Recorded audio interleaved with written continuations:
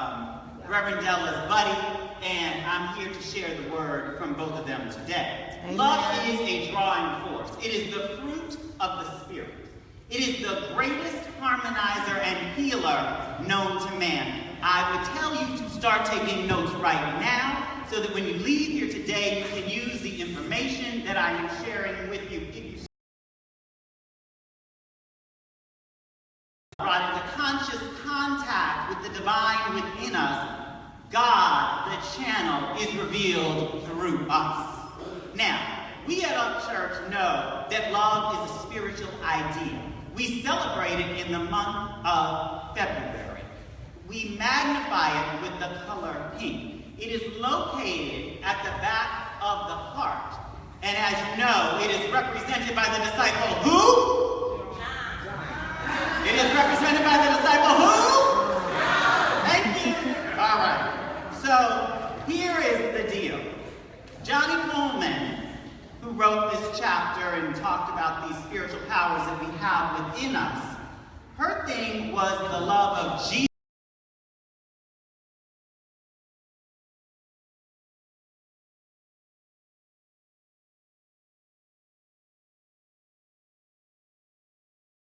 In 1978, which was only 4 years after she founded her ministry, they were building churches at 78 and Downey Avenue.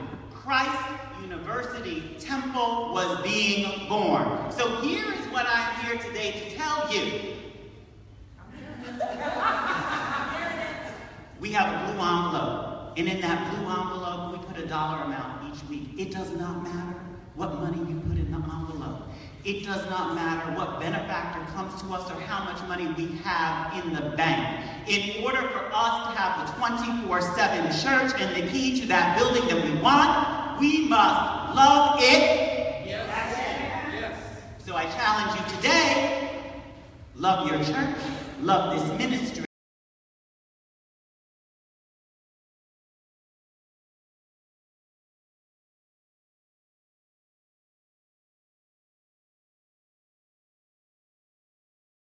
Along the way, because Reverend Della, when I came in here in 1997, told me modern day parables from the set of Touched by an Angel. So these are modern day parables from the set of John Downey's life.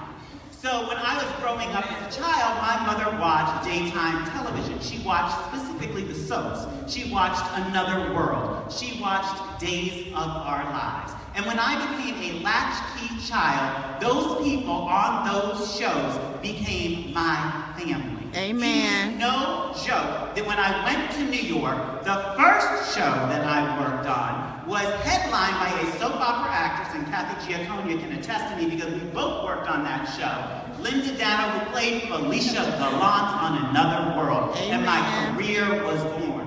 Now, when I came to Los Angeles, that same love of soap operas and daytime television, and now I wanted to be an actor.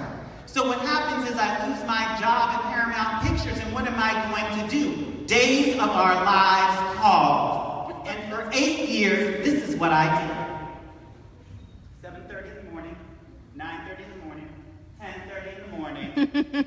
For 8 years, they paid me $300 a day, and I had a career as an actor. The bottom line is you can love anything into action, and 27 years later, I am working in daytime television. Amen. Where I am a producer. Amen. But in order to use love, you have to understand love. So when I was growing up, it wasn't my parents, unfortunately, who taught me about love. It was actually a woman by the name of Martha Bergeron. She was my mother's mother, and I was the first grandchild. And she taught me a word that we should all know if we really want to find God's love. And that is unconditional love. She loved me no matter who I was, what I was going to become, or what I did. She just loved me. But in coming up with this sermon and researching the love in my life, I realized the greater gift that she gave me in that process. When she passed from this plane, although it was very sad, I'm sitting there at her house with her husband, who happened to be my grandfather, who we all really didn't know in the family so much. And he looked at me and he said, I don't know how you do it. He said, she loved you so much. And he broke down crying. And then I realized that even in death, because we talk about Jesus and how Jesus lived beyond death and showed that death had no power on us and that we were everlasting, but even in this woman's death, she magnetized the love that she had for the one person who was the most important in her life and the other person who she wasn't supposed to make special, which was me. And for 7 years, the two of us had a love fest, and I was with him until the day that he died. Love goes beyond all bounds. It is a healer, it is a magnifier, it will bring you peace. And Reverend Sherry told me not to read from the book, and I'm going to tell you right now, you want peace to come in your world, we are going to have to love this world into peace, and that is according to Dr. Johnny Coleman. Amen. Now, I want to talk about Reverend Della and her love. So here's the deal with Reverend Della, in case you didn't know. I came in here in 1997. And Reverend Della had already made a decision when she was 65 years old after learning this teaching from Buddy, who she loved. And what she loved the teaching so much, she said, I would go out and get the money. What did that mean she had to do? She had to fly to Salt Lake City every Monday morning to go to work. And on Friday, she had to fly back from Salt Lake City. And why was she doing this? Not because she loved being an actress, although she certainly did. She wanted to bring back the tithes and offerings to this church. That was her goal, the love of this ministry. Every Monday on a flight, every Friday back on a flight, and she did that for 9 years until she was 74. That is how much she loved this ministry. What are you willing to do and love into your life so that you can do the same kind of thing? That is my challenge for you today. But I'm going to tell you about my love for this church. Come on through here. So when Reverend Della decided that she was going to step down and retire, I thought, oh geez, what are we going to do? People are going to have to step up and people are going to have to do things. And so the first thing that I thought I could do is I said, I'm going to have to give money. But I don't have $15,000 a week. I'm not earning $157,000 to fund this church like Reverend Della is. So what can I do? I've been here. I have to use what she's given me. So I said, I'm going to have to tithe. I'm going to be the one who's going to step forward and do the work. And if it's only me, I know there's other people who do it, but if it's only me, then let it be me. We will still have the doors of this church open. But I didn't have a job. But I got a check every week for $450. And before that check arrived, I actually wrote a tithe check for $45 without fail, which I have been doing since January of 2014. Now, what's interesting about this story is still not working. In March, I received $7,000. Still didn't have a job. The money started to flow. By April, I got a job. By June, I bought a new computer because I've been running around with this crazy broken down computer. And by July, I got the job that I'm in right now, where I am a producer, where my work is submitted for Emmys every year, where I have written 253 stories that I've cast, written, and produced in 2 years. The love and action of a $45 tithe has led to me doing what? Working on daytime TV, where it all started with the love of my mother and a soap opera called Another World. Now, before I wrap this, I want to give you a prop and show you something here. This, also in that first year, we started doing the floral industry, which you might not really know about. This plant was there. I bought it for $24. It adorned our altar. All of the flowers were about this size.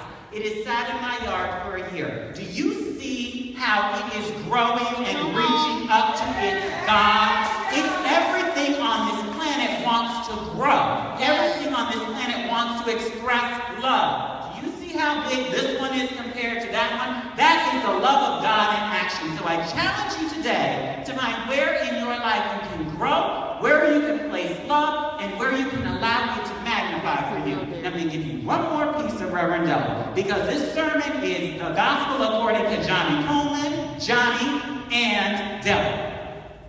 So Reverend Della, at the beginning of her ministry, actually had services around the table at her house. So from 2009 to 2013, and Carol was one who was there with us, we would gather at her house and she would teach us. It was such a blessed time. We were back in her home. We would gather around her table, and without fail, like those flights she was taking, I was there every day, every Wednesday, no matter what was going on in my life. And at the end would all go up to Reverend Ella to say goodnight. And this is what happened. I would go up to her, and I would bend down, and I would look, and she would say, I love you. And I would look at her like the cheerleader I am for the church, and I would say, we love you! And then she would look at me like I was crazy. And then she would say, I love you. And I'd go, we love you! And then she would cock her head sideways like she was going to slap me. And she would go, I love you. And I would look back at her, and I would go, I love you. Yes. And you can feel it right here. Yes. I tell you, do it at home. I've been doing it all week, but I've been practicing on this sermon. But my last point is, and I want to make sure that we got it right for Reverend Sherry, because I don't want to go over my time, even though she's not here, is my challenge to you about this love thing is, what is it you are going to love into action right now in your life, your world, and your affairs? And as a witness to the principles that we teach in this church, there isn't one thing that I haven't done in my life through the love of Christ that I learned in this church. Thank you very much. Now you're going to get some wisdom.